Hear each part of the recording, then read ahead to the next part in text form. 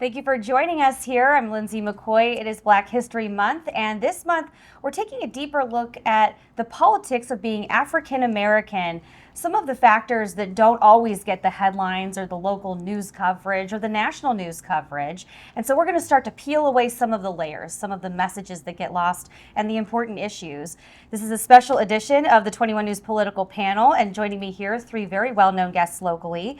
We have Reverend Macklin of Holy Trinity Missionary Baptist Church, former publisher of the Buckeye Review, Dr. McNair, and Tracey Winbush, political consultant and former member of the Mahoning County Board of Elections. Thank you all for taking the time to have an important discussion during a very important month. Thank you for being here. Mike, I'm going to start with you. Do you feel the political discourse misses much of the nuance of the Black experience instead of treating an entire group as if everyone thinks and votes the same way? What do you think about the messaging? Well, I love the fact that Black History Month is a month where the conversation happens. I don't agree, or I agree that Black people are not a monolith. And so as it was started back in 1926 by Carter Woodson, just to focus on the contributions of African Americans to American society, I think more recently we have to change our conversation to what was happening around that made it necessary for us to focus here, because it's not so much Black history or African American history, it's really American history, isn't it? And if we tell American history correctly, we will include all of the contributions by Black people, but also all of the obstacles and mountains that were put in the way, of our progress. So I think that's an important thing to reinforce, because current environment is to discount, erase, eradicate Black history, or history, to discolor it, if you will, whitewash it, however you want to term it. There seems to be a current political discourse, which is not new, to just like, let's ignore what the truth of our history, the truth of these contributions, because they were significant. Our history undergirded the economy that we call the greatest country on earth. And if we have, and we do, the greatest economy on earth, how did it become, right? Well, if you take about $1 trillion worth of labor and undergird it, how far will that get you? And I'd like for you to weigh in, the conversation and the messaging and some of the topics that politics and focuses on, and you see this even throughout just the last election cycle. It's very focused, and then it just seems like it's part of the news cycle, the trend. You don't really hear any other stories or voices make it to the top. What do you think's missing in some of those conversations? The depth of culture. It's not about race, and it's not about being monolithic. It's about education, information, and knowing how to move the gears of the political cycle no matter where you are. And at one time, you had other factions like unions, you had organizations, NAACP, urban leagues, that were a little bit more politically involved locally, at the local level, to get information and messaging out. Whereas today, there are so many different areas of mass media. And the community, the village is so spread out. And the cultures and the issues of the policies and the politics of people have changed. They're no longer the same. And until you start dealing with that layer of the onion, because now people are people, and we keep looking at race, but it's really culture, it's really my socioeconomic status and what my aspirations are. And then I just happen to be of a different race. But most issues, if you look at East Palestine and you look at Youngstown, Ohio, a lot of stuff's the same in what we need politically. We just haven't communicated together about it to figure out how we can make that work. And Reverend Macklin, you've been a long-time political observer. You speak with a lot of people firsthand, and you've become more outspoken in recent years. Is there a certain moment where something tipped the scales for you, where you thought, okay, you know what, I need to be a voice in the community and say what I'm thinking? I don't think it's so much that, it's just the folks start listening. I think it's been saying the same thing. The voice hasn't changed, it's just been amplified because other individuals are now starting to hear or understand, embrace, or platforms such as this allow that message to be heard. I think the narrative needs to be very clear that we as African American people have strength and, and power that should not be taken advantage of. It should not be assumed. I don't care what side of the table, whatever letter one identifies, cannot be taken for granted. Because if we do that, what happens, we start to experience what we're experiencing now. The erosion of the things that we've achieved are now starting to regress. And the reason I say that, and I can't even say it's because of DC, I'm going to say it's because of us. And I say us, US, is that we have failed to take full advantage of historical gains in that process. Because of like urban sprawl and everyone now, because of media, instead of us gathering together, we can just simply get keyboard courage and do it in the comforts and confines of our residence, our home, or our car, and never have to connect with anybody. But when we were actually politically engaging back on ground zero, we had to galvanize. We had to meeting places, funeral homes, churches, club halls, whatever we had to do. And sometimes it wasn't always welcome or received, but we realized we had to do that. Now we have opportunities to gather, but we choose not to because why?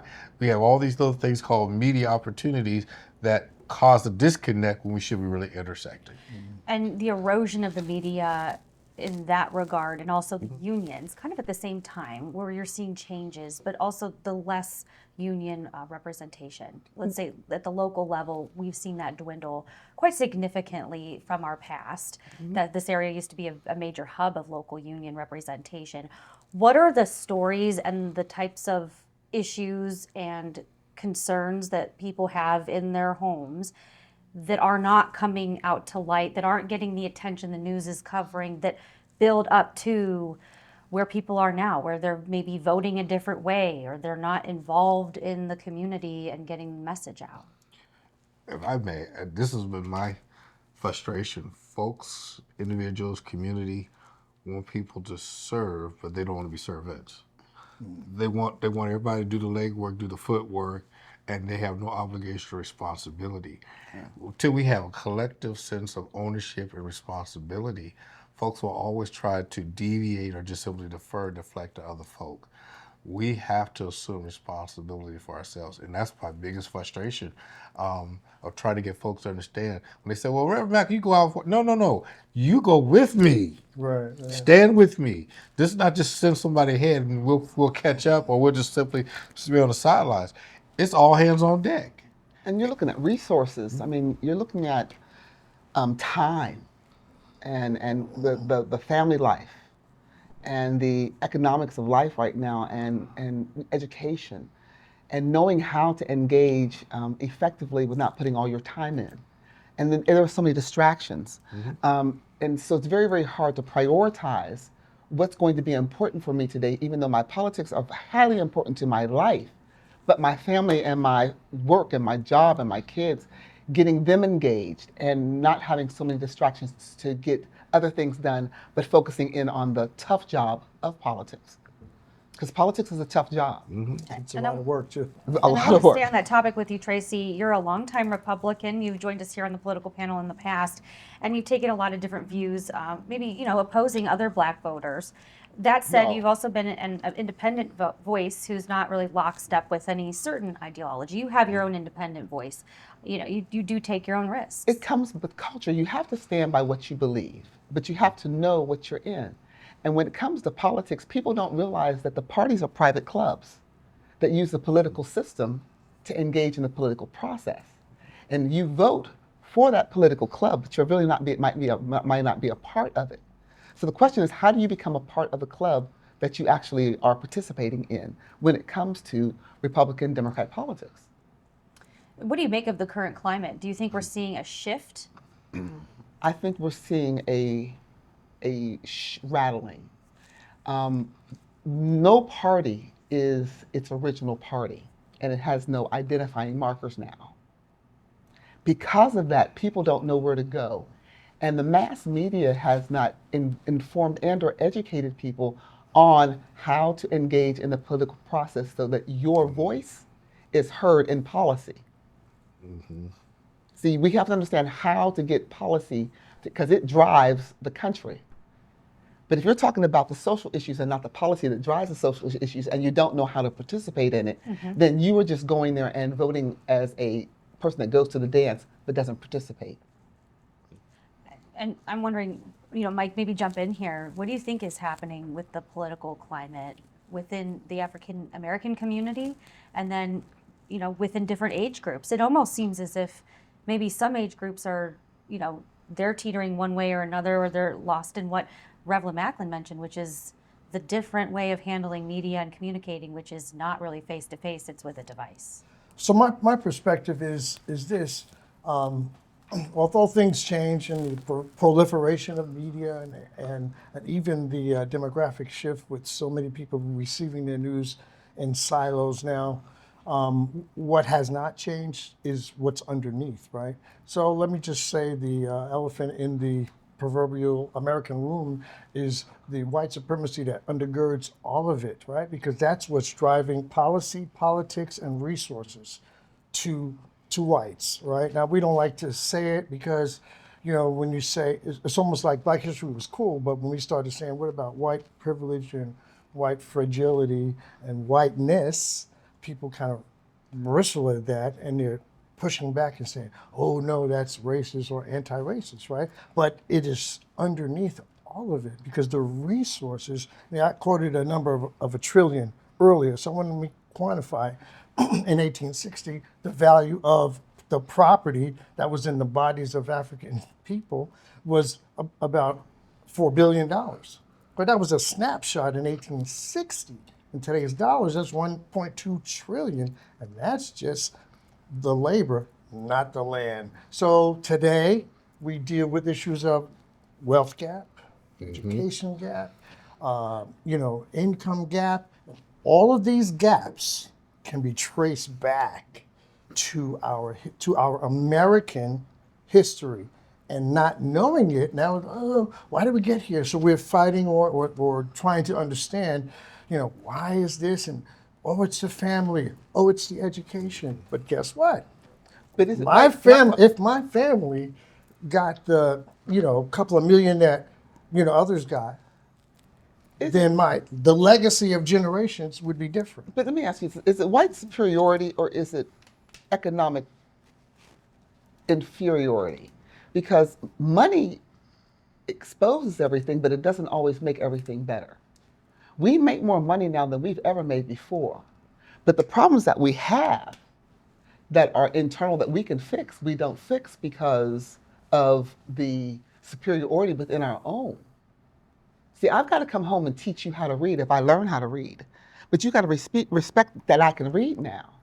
And what's happening today is we have the resources, and white supremacy is a crutch that we use, but it's an obstacle that we've overcome.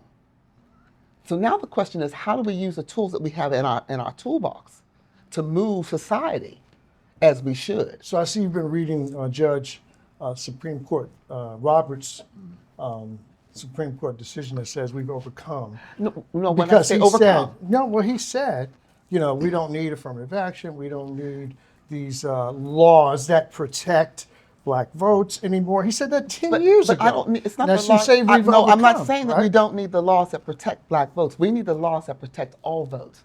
Because now, again, our issues are cultural, even though the African Americans may feel the brunt of the culture. Because given the opportunity, the resources, and the know-how, they have opportunity to migrate or go through the system like everyone else. Not like everyone else. But you because got to we want to said- go. No, we all want to go. And I'm not, you know, I think we agree with that. But we're going through the obstacles that are continually raised. But we don't And go they're together. No, well, we don't have to go together. We gotta go together. No, listen. We are. We used to say we laud Martin Luther King, and we didn't applaud him while he was here, but he was a hero now. We're looking for a great leader, but you guys are leaders, all But we're the elected leaders. officials, but we are the leaders that we're looking for. But So we all don't have respect to the pres- leader. I See, think we're gonna servants. we're disagreeing here, and that's why we're having the So yes, conversation. And I want to continue I want to move this along a little bit too, because something you mentioned was having resources, having access to the resources. At the local level, Where is that not happening enough?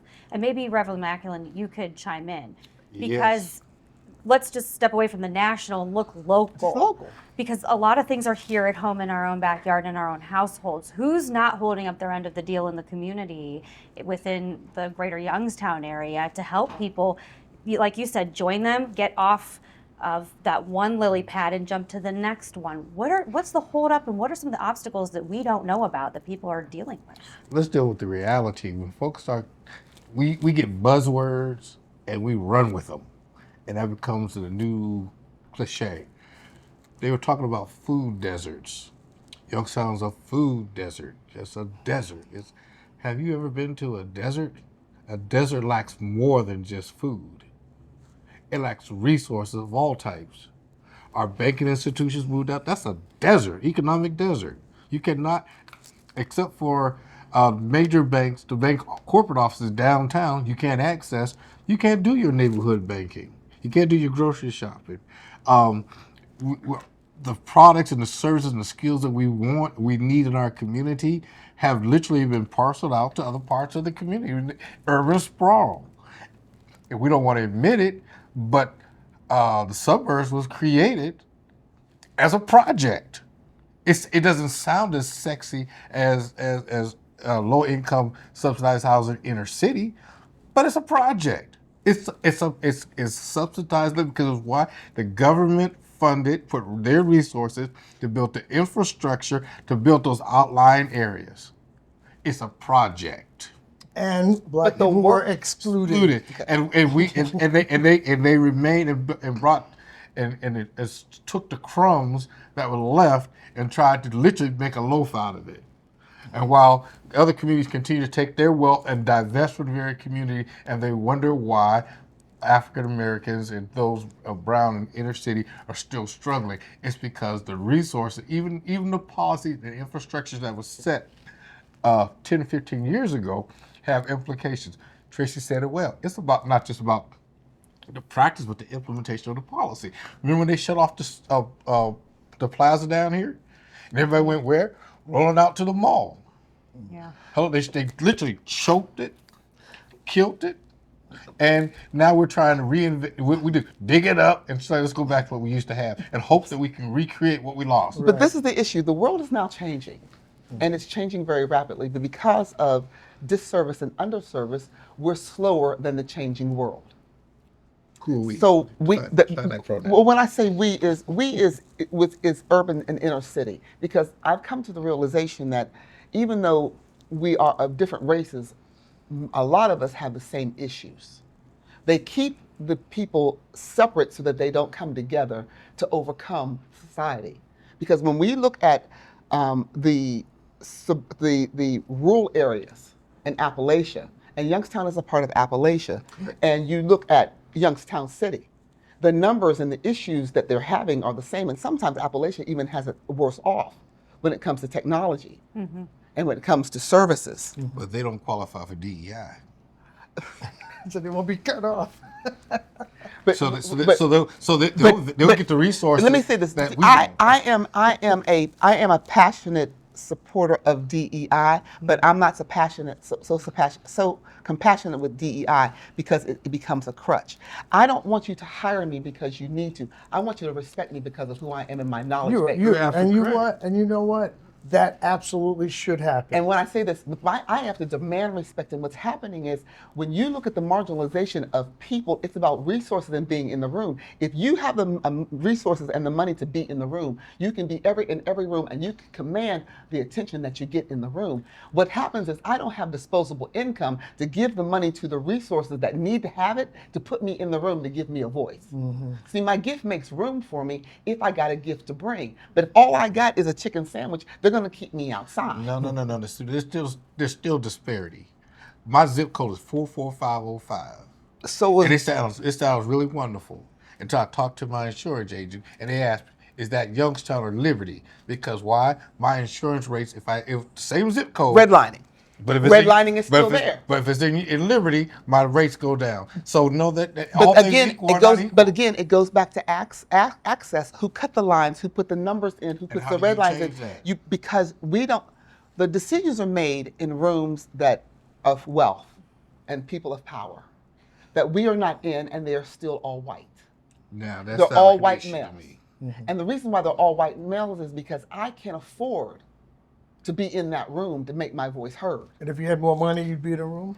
Well, there are many rooms that I would be in the room and have more accessible and more wealth. But then when I go in the room and I go to speak, I need to have a community that's behind me that I can go back and speak to and say, this is what's going on and I need your help. But they don't When, speak to when- your let me community. say this. When we look at the president of Harvard University, the African-American female who was let go because of the protest, there was no African-American black organization to cover her. She had nothing to do with the protest.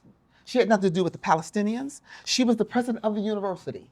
But she took the heat, and she should have not been fired because she had an opinion about what was going on her campus. But because we didn't have the organizational structure, we couldn't cover her. So you have to have organization, you have to have foundation, because at one time we did. But all of those board members that didn't support her, they had wealth. That's why they were on the board. But there again, you don't have enough power. And when I say black power comes with black dollars.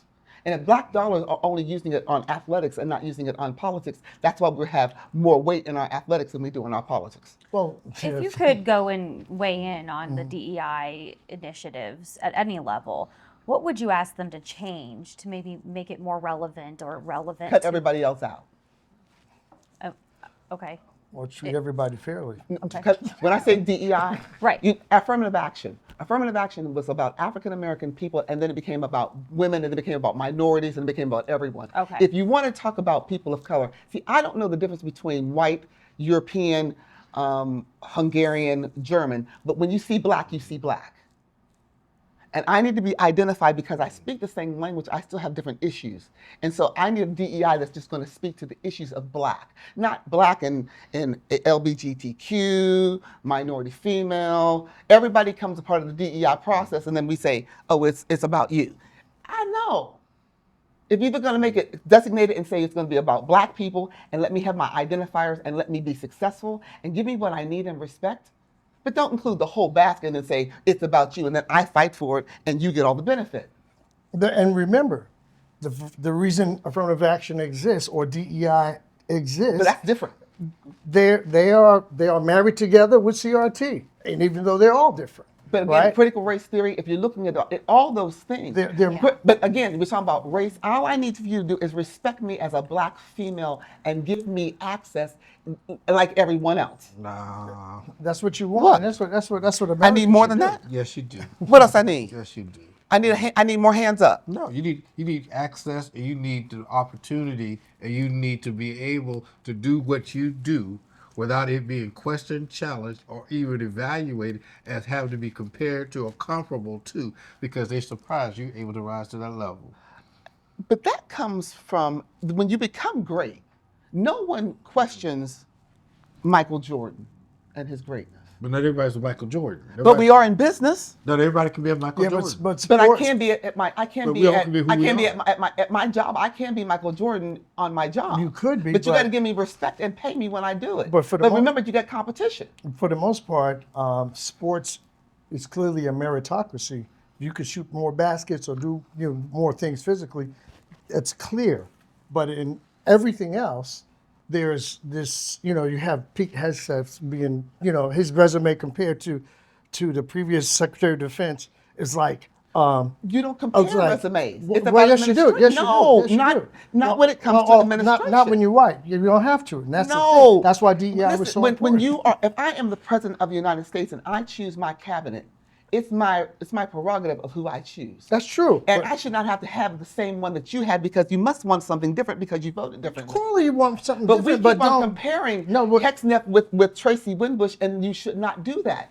But shouldn't we compare the resume from No. from the standpoint of excellence No, for the job? because excellence for the job. Because it's the perception of the outcome that you're looking for. So it's a perception of the outcome, but not the outcome. I want to bring Reverend Macklin back to this conversation. What is your message to those who come to you, especially the younger generation in the workforce? What do you tell them when they're out seeking opportunity And what kind of advice do you give them to shine so that they can show their abilities? Maybe they're not sure how to do it the best way, or they're shy, and they want to overcome some of these obstacles which they know are going to be present in the room with or without it being mentioned. It's interesting you asked this question because we're getting ready to celebrate the life of a gentleman who, by all means, was just identified as Mr. Fantastic. He was a gentleman. He worked in corporate in this community. He recently passed. His funeral will be at New Bethel Baptist Church, Tazewell Franklin. And he talked about, within his obituary, his tribute, was how he got hired into a company. He was the valedictorian of a class that was integrated, forced integration by the desegregation of schools. He went from an all-black school, went to this new school, and became the valedictorian, but could not find employment. Went into the service because he needed a livelihood. He needed service. He gets out of the service. He gets hired by a company, but it was after completing a battery of tests, having to go through hoops that no one else had to go through. It's who you know, how can you get in? Not being able to just simply go through the traditional process. But isn't who you know with everyone? I mean, people. I mean, again, going back to the access and the people in the room. But it goes right back to the whole challenge of getting folks in and being able to be prepared and show their skill and their value and knowing their work before they even get there. Because oftentimes there's already a determination made or decision. Again, going back to that zip code, they know where you come from. They don't have to. You don't have to check the box. Oftentimes, by your residence, unless you use a pseudo address, they know exactly what community you're coming from, and you can go right on the keyboard and type in that zip code and get the demographics. So for us to say it's a fallacy or to say that everybody's equal, they come in at equal opportunity, it's not the same. And so I let young folks know coming into the gate that not only they have to understand it's not only just about them, but also those who come after them. Mm-hmm. And that's why when folks are in position of leadership and of power and authority, I tell them we cannot mishandle or misappropriate it or abuse it because we make it difficult for others. And unfortunately, they should be able to stand on their own, but we become a framework of reference for other folk. And I don't want folks to walk into we don't need another Lewis Macklin. God did a good job on the first one, so we don't need to make another one of me. Do something else, okay? Make a Louise Macklin or something. But allow them to be who they are, who are there to be. Let me throw this in there. Things are not equal because if all things being equal, I could do everything as an average white male and get away with it, and knowing I cannot. But competition, race, competition, being a female, all of it has its issues. And we've come a long way, and we don't necessarily honor that.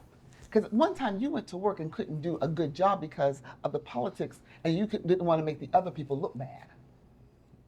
So as African American, you had to go to work and throttle your excellence. Because if I made everybody else look bad, I wouldn't have a job or I'd have a tough way to go. That's real. Am I wrong?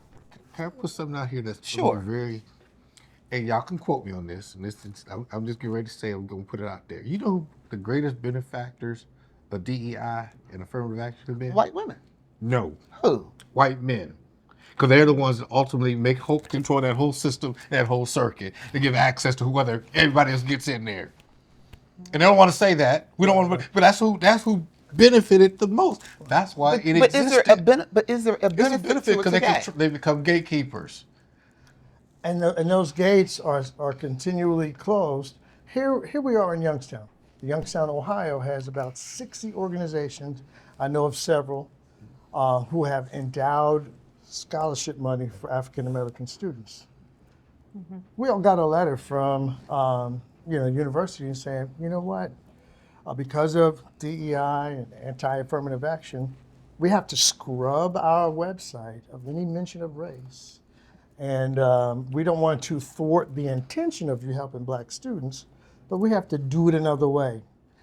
I interpreted that as we have to use the Underground Railroad to help our students because the system of whoever's in charge, because they're moneyed, because they're white or whatever, are saying, this is difficult. We can't do it this way. Let's do it another way. Now, I understand what the law says. I know it's an unjust law. I know it's unfair to black folks. It's really unfair to white folks too, because if you teach white folks that they're better and they start to believe it, they behave in ways And we that keep on hurt saying that. other people.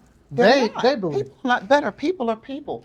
And culture I agree and, with and you. iron sharpeneth iron. And we're going to have to lay down the labels, pick up the culture, and find the character of people again. I would love to lay down the labels. All right, well, we're rounding out our time here for this first round of the political panel. I really appreciate you joining me here because, like I said, this is a special edition.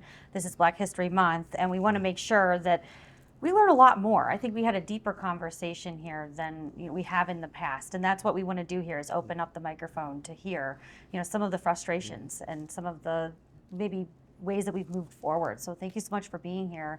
I appreciate your time.